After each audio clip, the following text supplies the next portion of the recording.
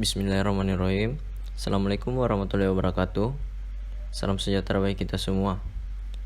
Pertama-tama, mari kita panjatkan puji syukur kepada Tuhan Yang Maha Esa, Allah Subhanahu wa taala, dan tak lupa salawat serta salam kita curahkan kepada Nabi Allah Muhammad sallallahu alaihi wasallam.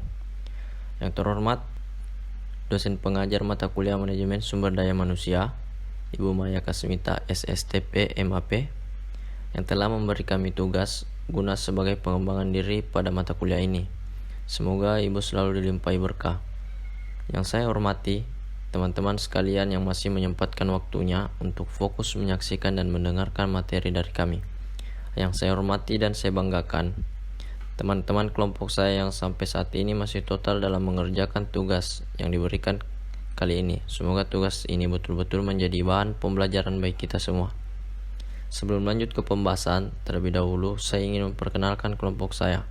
Jadi kami dari kelompok 8 beranggotakan 5 orang, yaitu saya sendiri, Fedrian M, kemudian ada Mega Yuliarsi, kemudian ada RD, kemudian ada Ayuril Fasar Yasin, kemudian ada Mufrida Amalia Nur.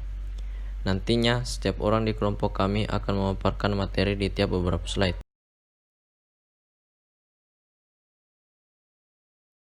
Selanjutnya, pada presentasi kali ini kami dari kelompok 8 membawakan materi mengenai perencanaan karir atau career planning. Sudah tidak asing ketika kita mendengar kata dari perencanaan, karena hampir setiap hal ataupun kegiatan yang kita lakukan atau seseorang lakukan sangat berkesinambungan dengan perencanaan. Begitu pula dengan karir, juga sudah tidak asing karena karir sendiri menunjukkan suatu kondisi dan status dari seseorang. Ketika mendengar kata dari perencanaan karir, yang timbul sebagai pertanyaan dari beberapa orang yaitu bagaimana kemudian proses dalam menentukan karirnya. Nah, di sini kami dari kelompok 8 menyimpulkan materi kami agar dapat menjawab pertanyaan tersebut. Beberapa hal yang perlu diperhatikan dalam perencanaan karir yaitu pengertian dari perencanaan karir sendiri, elemen utama perencanaan karir, tahapan perencanaan karir, langkah-langkah perencanaan karir, manfaat perencanaan karir, metode perencanaan karir, faktor-faktor yang mempengaruhi perencanaan karir, tipe jalur karir.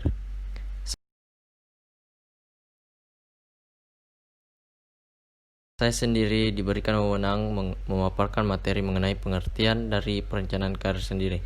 Seperti yang saya katakan sebelumnya, mungkin sudah ada terlintas sedikit mengenai pengertian perencanaan karir. Oke, jadi di sini perencanaan karir atau career planning terdiri dari dua suku kata, yaitu perencanaan dan karir. Perencanaan didefinisikan sebagai proses penentuan rencana atau kegiatan-kegiatan yang akan dilakukan pada masa yang akan datang.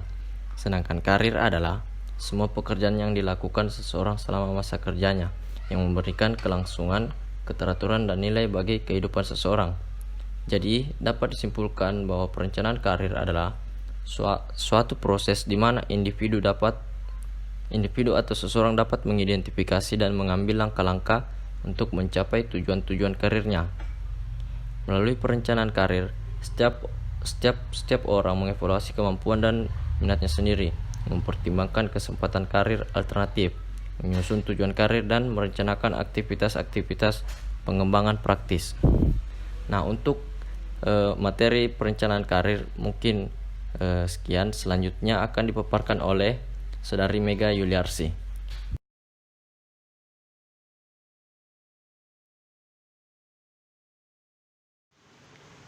Baik, saya akan menjelaskan pada bagian selanjutnya, yaitu elemen utama perencanaan karir atau career planning. Pada dasarnya, perencanaan karir terdiri atas dua elemen utama, yaitu yang pertama, perencanaan karir individual atau individual career planning. Perencanaan karir individual terfokus pada individu yang meliputi latihan diagnostik dan prosedur untuk membantu individu tersebut menentukan siapa saya dari segi potensi dan kemampuannya. Perencanaan karir individual meliputi yang pertama, penilaian diri untuk menentukan kekuatan, kelemahan, tujuan, aspirasi, preferensi, kebutuhan, ataupun jangka karirnya. Yang kedua, Penilaian pasar tenaga kerja untuk menentukan tipe kesempatan yang tersedia, baik di dalam maupun di luar organisasi. Yang ketiga, penyusunan tujuan karir berdasarkan evaluasi diri. Yang keempat, pencocokan kesempatan terhadap kebutuhan dan tujuan serta pengembangan strategi karir. Dan yang terakhir adalah perencanaan transisi karir. Selanjutnya, yang kedua, perencanaan karir organisasional atau organizational career planning.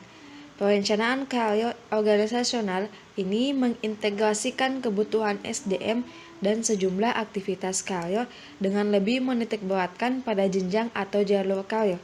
Tujuan program perencanaan karir organisasional adalah yang pertama, pengembangan yang lebih efektif tenaga berbakat yang tersedia.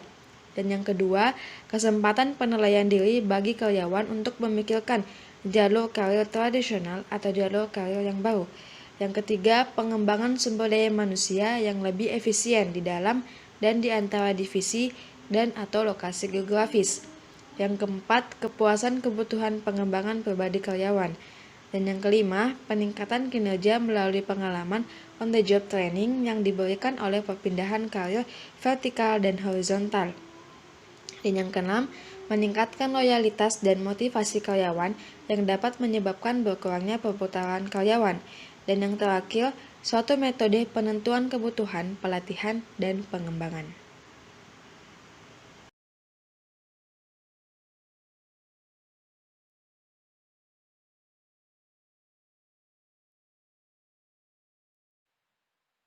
Materi selanjutnya ada tahapan perjalanan karir.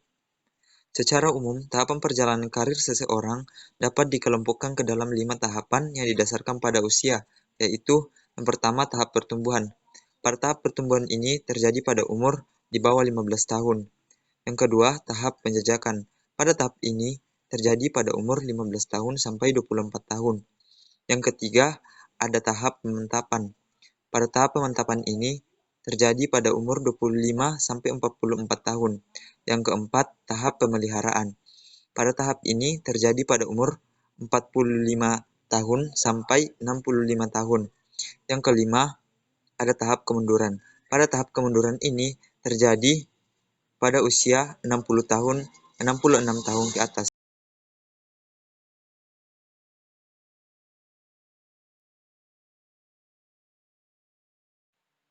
Materi selanjutnya ada langkah-langkah perencanaan karir.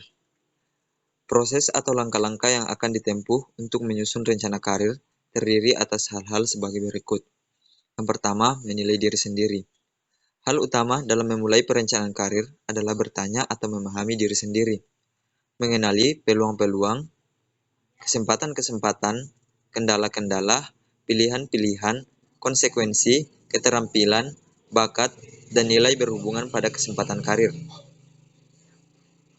Yang kedua, menetapkan tujuan karir. Setelah orang dapat menilai kekuatan, kelemahan, dan setelah mendapat pengetahuan tentang arah dari kesempatan kerja, maka tujuan karir dapat diidentifikasi dan kemudian dibentuk. Yang ketiga, menyiapkan rencana-rencana. Rencana tersebut mungkin dibuat dari berbagai macam desain kegiatan untuk mencapai tujuan karir. Yang keempat, melaksanakan rencana-rencana. Untuk mengimplementasikan satu rencana kebanyakan diperlukan iklim organisasi yang mendukung, artinya bahwa manajemen tingkat atau harus mengajak semua tingkatan dari manajemen untuk membantu bawahan mereka dalam meningkatkan karir mereka.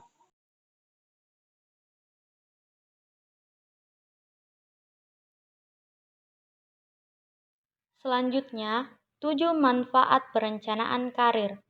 Yang pertama, menurunkan tingkat perputaran karyawan atau turnover, di mana perhatian terhadap karir individual dalam perencanaan karir yang telah ditetapkan akan dapat meningkatkan loyalitas pada perusahaan di mana mereka bekerja, sehingga akan menurunkan tingkat perputaran karyawan.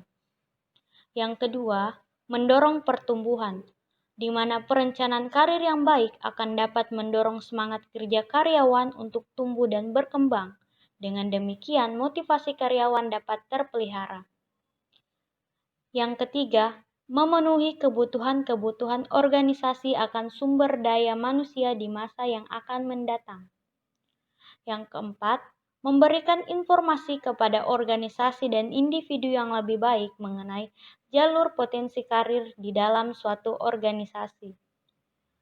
Yang kelima, mengembangkan pegawai yang dapat dipromosikan. Perencanaan karir membantu membangun penawaran internal atas talenta yang dapat dipromosikan. Yang keenam, menyediakan fasilitas bagi penetapan internasional. Organisasi global menggunakan perencanaan karir untuk membantu mengidentifikasikan dan mempersiapkan penetapan di luar negeri. Yang ketujuh, membantu menciptakan keanekaragaman angkatan kerja. Ketika mereka diberikan bantuan perencanaan karir, pekerja dengan latar belakang berbeda dapat belajar tentang harapan-harapan organisasi untuk pertumbuhan sendiri dan pengembangan.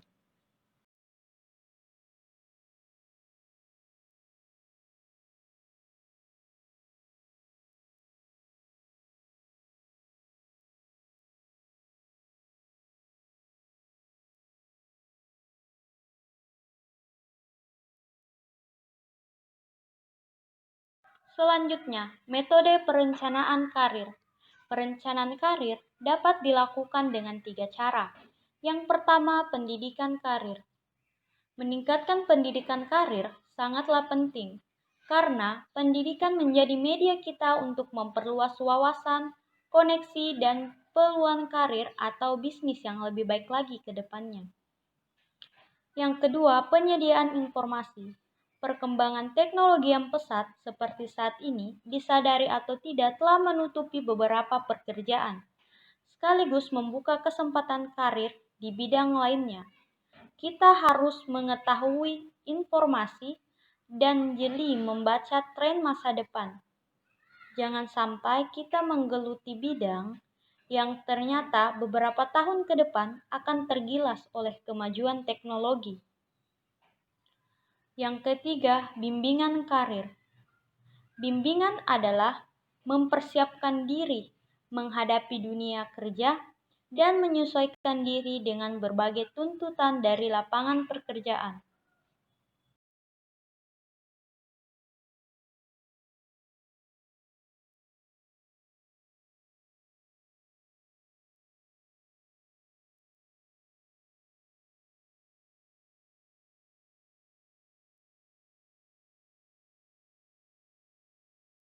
Materi selanjutnya yaitu faktor-faktor yang mempengaruhi perencanaan karir. Ada beberapa faktor yang mempengaruhi perencanaan karir, di mana seseorang akan mengakui dan mau mempertimbangkan faktor-faktor tersebut saat mereka merencanakan karir, yaitu yang pertama, tahap kehidupan karir. Seseorang akan berubah secara terus-menerus dan kemudian memandang perbedaan karir mereka pada berbagai tingkatan dalam hidupnya. Yang kedua, dasar karir. Setiap orang dapat memiliki aspirasi, latar belakang, dan pengalaman yang berbeda satu dengan yang lain. Ada 5 perbedaan motif dasar karir yang menjelaskan jalan bagi orang-orang untuk memilih dan mempersiapkan karirnya, di mana mereka menyebutnya sebagai jangkar karir, yaitu A. Kemampuan manajerial. Tujuan karir bagi manajer adalah untuk meningkatkan kualitas dari diri sendiri, analitis, dan kemampuan emosional. B. Kemampuan fungsional teknis. Digunakan para teknisi yang akan melanjutkan pengembangan dari bakat teknisnya. Orang-orang tersebut tidak mencari kedudukan dalam manajerial. C. Keamanan. Digunakan untuk kesadaran keamanan individu untuk memantapkan kesadaran karir mereka. D. Kreativitas. Seseorang yang kreatif memiliki sedikit sikap seperti pengusaha. Mereka ingin menciptakan atau membangun sesuatu yang benar-benar milik mereka. E. Otonomi dan kebebasan.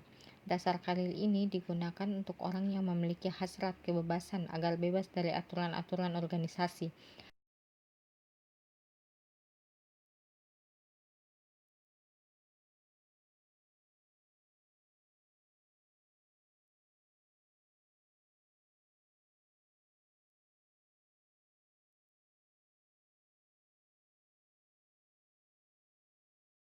Selanjutnya yaitu tipe jalur karir.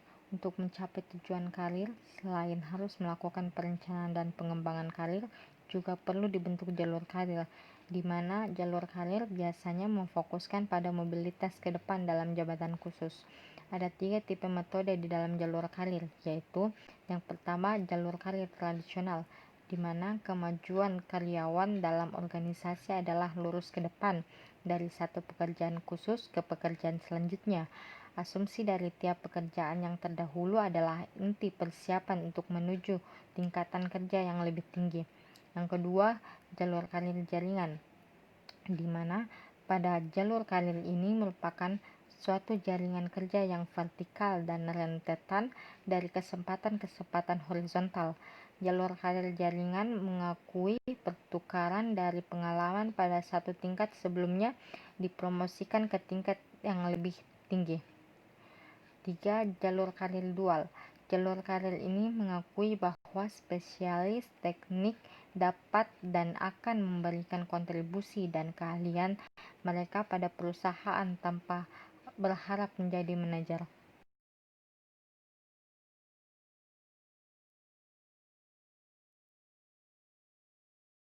Kesimpulan materi perencanaan karir atau career planning adalah suatu proses di mana individu dapat mengidentifikasikan dan mengambil langkah-langkah untuk mencapai tujuan-tujuan karirnya. Pada dasarnya, perencanaan karir terdiri atas 2 elemen utama, yaitu perencanaan karir individual atau individual career planning dan perencanaan karir organisasional atau organizational career planning. Adapun tahap-tahap perjalanan karir yang didasarkan pada usia ada 5, yaitu pertumbuhan, penjajakan, pemantapan, pemeliharaan, dan kemunduran.